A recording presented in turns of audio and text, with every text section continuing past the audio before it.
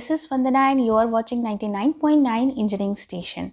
So student, today I will be taking a mass transfer lecture for chemical, mechanical, civil engineering.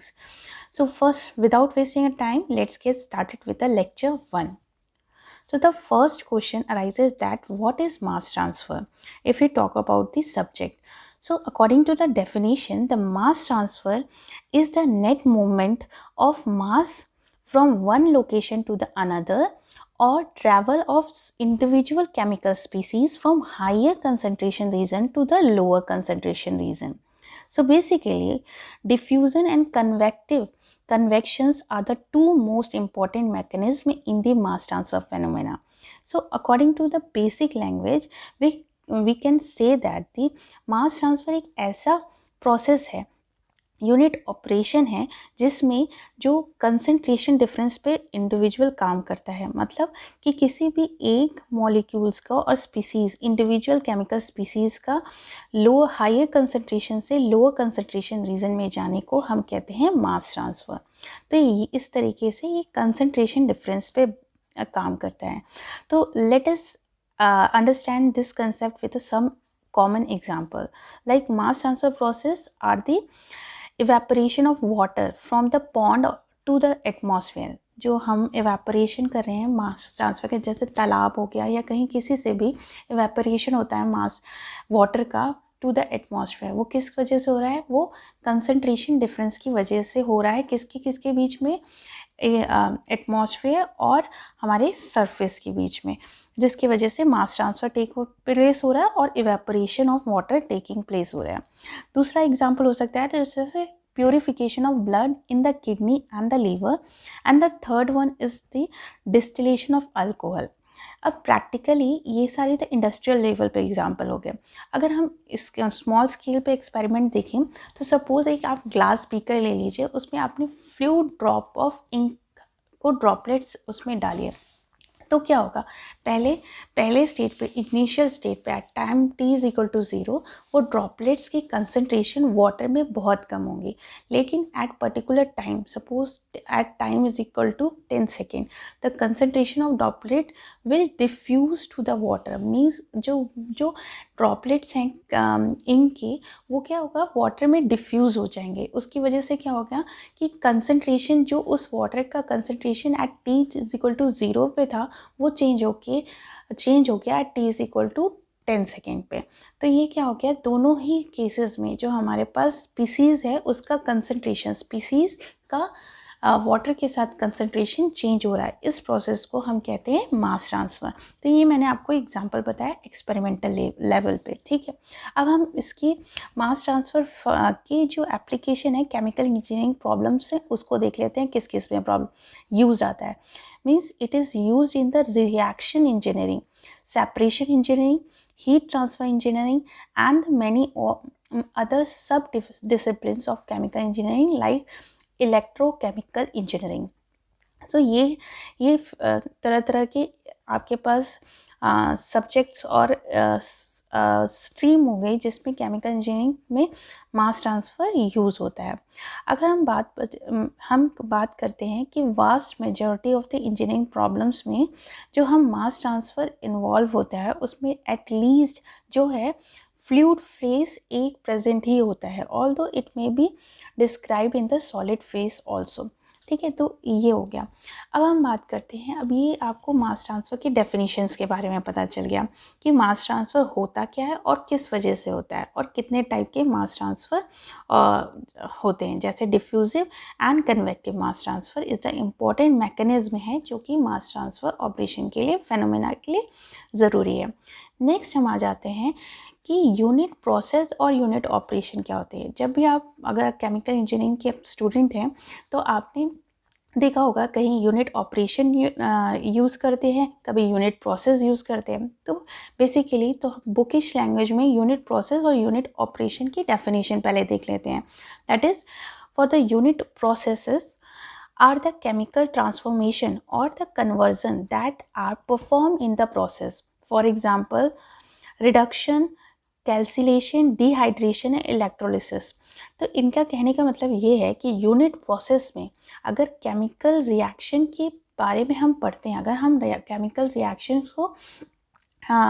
को concern करते हैं तो वो कौन सा प्रोसेस हो जाता है, यूनिट प्रोसेस। अगर किसी भी प्रोसेस में अगर हम केमिकल रिएक्शन को कंसर्न कर रहे हैं, उसके बारे में केमिकल रिएक्शंस को स्टडी कर रहे हैं, तो हम उसको कहेंगे unit process, that is unit process, ठीक है। और ये मैंने कुछ आपको एग्जांपल बता दिए, जैसे कैल्सिलेशन, डिहाइड्रेशन और हो गया इलेक्ट्रोलिसिस। अगर अब आप बात करते हैं यूनिट ऑपरेशन की, यूनिट ऑपरेशन में क्या होता है, अगर हम केमिकल रिएक्शंस को कंसीडर नहीं करते हैं, केमिकल रिएक्शंस के बारे में हम स्टडी नहीं करते हैं, हम सिर्फ फिजिकल ट्रीटमेंट स्टेप के बारे में स्टडी कर रहे हैं, तो उस प्रोसेस को कहेंगे, उस ऑपरेशन को कहेंगे हम यूनिट ऑपरेशंस।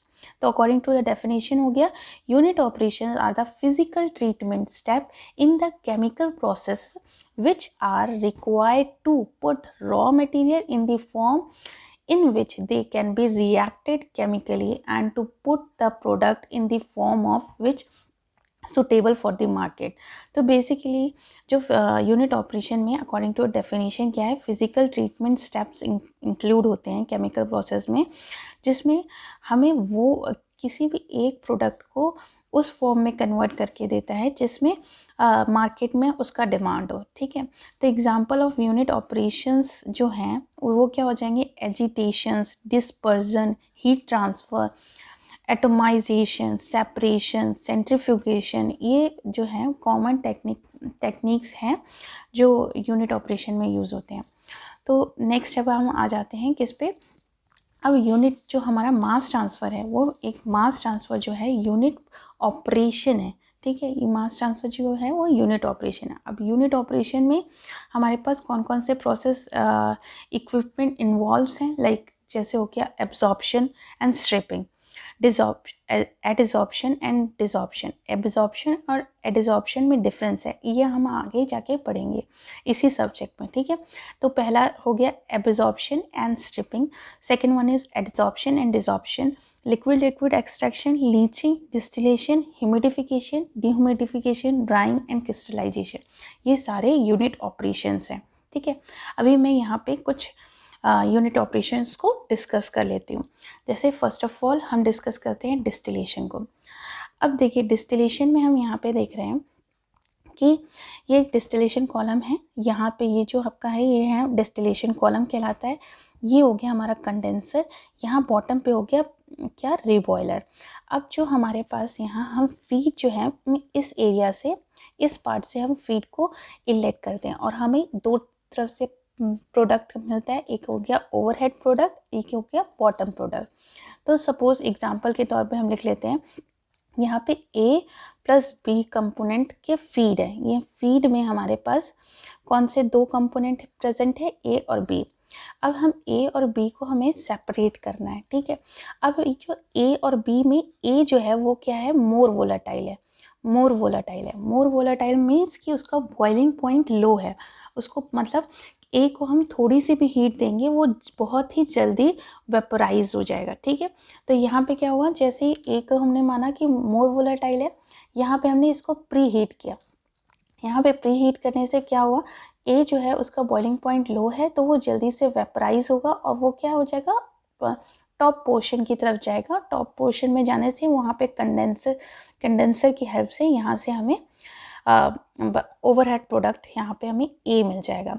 अब नेक्स्ट जो है B जो है वो जब हम उसको पर्टिकुलर हीट प्रोवाइड करेंगे तब जाके B जो है वोलेटाइल होगा, और जो से क्योंकि वो लेस वोलेटाइल है तो वो बॉटम प्रोडक्ट में आ जाएगा और बॉटम में रीबॉयलर के हेल्प से हम इसको बॉटम प्रोडक्ट में कंसीडर कर लेंगे।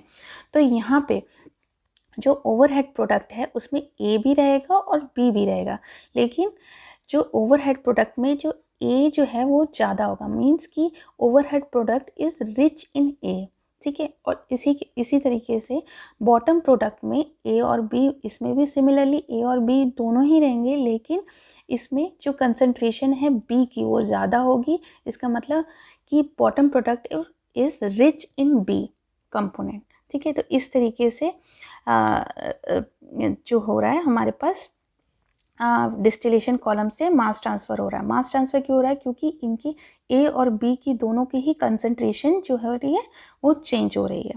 ठीक है, तो ये हो गया हमारी बात डिस्टिलेशन की। अब हम नेक्स्ट बात कर लेते हैं एब्जॉर्प्शन कॉलम की। ठीक है, एब्जॉर्प्शन कॉलम में बेसिकली क्या होता है, एक मतलब लिक्विड और गैस होती हैं। ठीक है, सपोज़ ये हमारे पास इस टाइप का सेटअप होता है, लिक्विड और गैस को हम काउंटर करेंटली कॉन्टैक्ट में लाते हैं। काउंटर करेंटली मतलब एक दूसरे से अपोजिट में कॉन्टैक्ट में लाते हैं। कॉन्टैक्ट में ला रहे हैं, जैसे यहाँ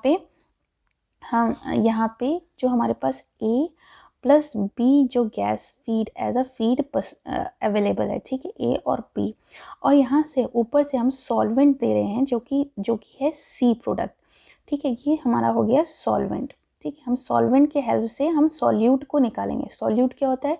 जो लेस क्वांटिटी में होता है।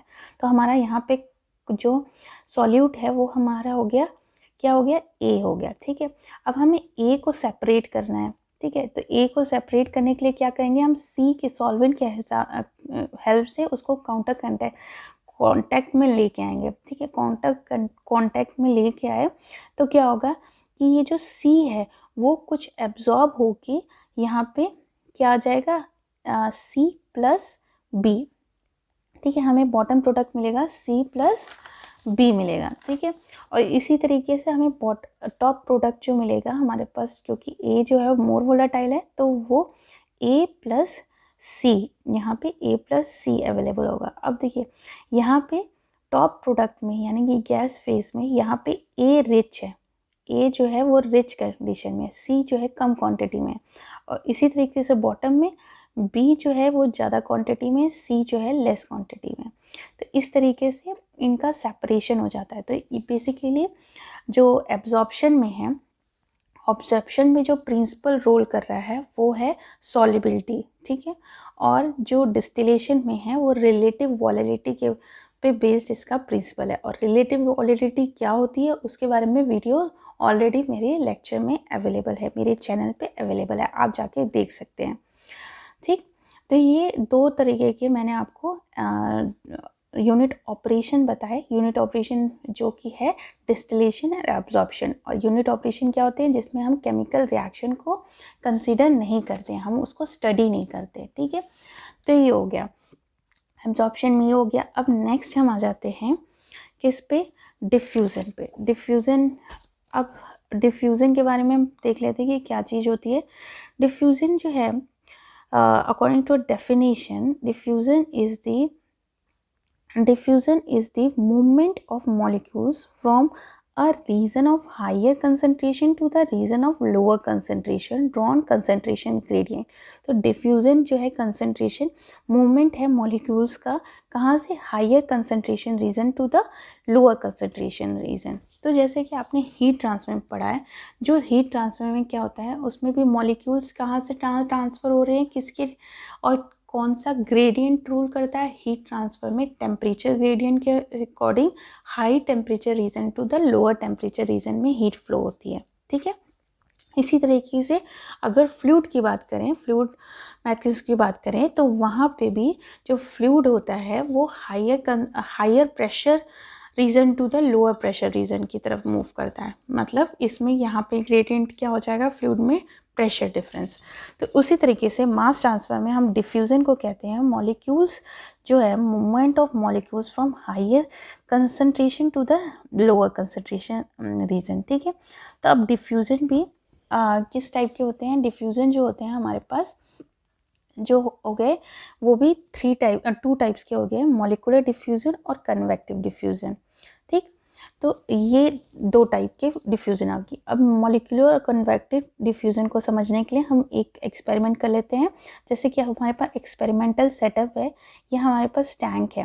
ठीक है, टैंक में हमारे पास क्या है? 50% वाटर है और 50% ही हमने उसमें सॉल्ट डाला है। ठीक है, अब सॉल्ट डाला। अगर हम मॉलिक्यूलर डिफ्यूज़न की बात करें, अगर मॉलिक्यूलर डिफ्यूज़न मतलब कि हम उसको बस उन दोनों को एक कंटेनर में डाल के, मतलब दो कंपोनेंट को एक कंपोनेंट में डाल के हम उसको उसके अपने टाइम के अकॉर्डिंग उसको डिफ्यूज़ होने देंगे। तो अगर अकॉर्डिंग टू द एक्सपेरिमेंट, जो एक्सपेरिमेंट हमने किया तो उसमें मॉलिक्यूलर डिफ्यूज़न के केस में अगर हम लेते हैं तो सॉल्ट और वाटर को आपस में मिलने में मीन्स 87% सॉल्ट को वाटर में मिक्स होने के लिए 10 ईयर लगे ऑटोमेटिकली, मतलब विदाउट एनी डिस्टर्बेंस और एनी एजिटेशन, और 99% मिक्स होने में इनको 28 to 30 ईयर्स लग जाते हैं। ठीक है, इसी तरीके से तो ये मॉलिक्यूलर डिफ्यूजन जो हो गया वो बहुत ही स्लो प्रोसेस हो गया। नेक्स्ट हम बात करते हैं कन्वेक्टिव डिफ्यूजन में। कन्वेक्टिव डिफ्यूजन में क्या है, ये टैंक एक्चुअली कवर भी है थोड़ा सा, ठीक है, एक सेमी परमेबल लेयर से कवर भी है। ठीक है, कन्वेक्टिव डिफ्यूजन में क्या होता है, हम एक कन्वेक्शन जैसे हीट ट्रांसफर, आपने कन्वेक्शन पढ़ा था, एक force convection and free convection. तो फोर्स कन्वेक्शन में क्या, हम एक्सटर्नल एजेंसी यूज़ करते हैं किसके लिए, मूवमेंट के लिए। तो इसी तरीके से हमने इस टैंक में एक एजिटेटर लगा दिया, तो यही प्रोसेस मतलब 50% वाटर को सॉल्ट में 50% सॉल्ट में मिक्स होने के लिए सिर्फ 5 to 10 मिनट्स लगे। तो इसका मतलब क्या हुआ कि जो इसकी स्पीड है, कन्वेक्टिव डिफ्यूज़न की जो स्पीड है वो बहुत ही हाई है as compared to the molecular diffusion. तो कौन सा ज़्यादा इफ़ेक्टिव हुआ, कन्वेक्टिव डिफ्यूज़न। तो ये इसके बारे में हो गया। अब हम बात करते हैं डिफ्यूजिविटी। ठीक है, अब हम बात करते हैं, अब इससे पहले डिफ्यूजिविटी की बात करने से पहले हम there are sir factors that affect the diffusions, rate of diffusions की बात करते हैं। कौन कौन से फैक्टर्स हैं जो रेट ऑफ डिफ्यूजन को अफेक्ट करते हैं। पहला आ गया surface area. So the larger, if we want the larger the surface area, the higher the rate of diffusion. अगर surface area ज़्यादा है तो higher, तो rate of diffusion भी ज़्यादा होगा। This is because the more molecules at a given time will be diffused. ठीक है, सिंपल है, बहुत ही सिंपल तरीके से बताया हुआ है। टेम्परेचर के कैसे है, इसको फैक्टर को अफेक्ट करता है। The higher the temperature, the higher the rate of diffusion. This is because of molecules are faster and have more kinetic energy with higher temperature. अगर हम टेम्परेचर इंक्रीज़ करते हैं तो मॉलिक्यूल्स में क्या होता है, काइनेटिक एनर्जी इसकी ज़्यादा बढ़ती है, उससे क्या होता है, रेट ऑफ डिफ्यूज़न भी इंक्रीज़ हो जाता है। नेक्स्ट आ जाता है कंसंट्रेशन ग्रेडियंट। तो मास ट्रांसफ़र कंसंट्रेशन, जो higher concentration gradient higher rate of diffusion, जितना ज़्यादा कंसंट्रेशन ग्रेडियंट होगा उतना ही ज़्यादा रेट ऑफ डिफ्यूज़न होगा। लास्ट जो फैक्टर है वो है डिस्टेंस। अगर शॉर्टेस्ट डिस्टेंस होगा तो हाइयर रेट ऑफ डिफ्यूज़न होगा, क्योंकि जो कम स्पेस में जो मॉलिक्यूल्स की मूवमेंट होती है वो बहुत ही क्विकर होती है, क्विकर सेल्फ एक्सप्लेनेटरी। ठीक है, तो ये तरीके से 4 इसके फैक्टर्स हैं रेट ऑफ डिफ्यूज़न को अफेक्ट करने के लिए। अब हम बात कर लेते हैं डिफ्यूजिविटी की। ठीक है, डिफ्यूजिविटी की बात करें तो diffusivity is the measure of diffusive mobility. ठीक है, और इसकी यूनिट होती है मीटर स्क्वायर पर सेकेंड। अब इसको डिनोट करते हैं, डिफ्यूजिविटी को डिनोट करते हैं DAB। अब यहाँ D सफिक्स में AB क्या रिप्रेजेंट कर रहा है कि A जो है वो डिफ्यूज़ हो रहा है B में। अगर लिखा हुआ है DBA तो इसका मतलब होगा कि B डिफ्यूज़ हो रहा है A में।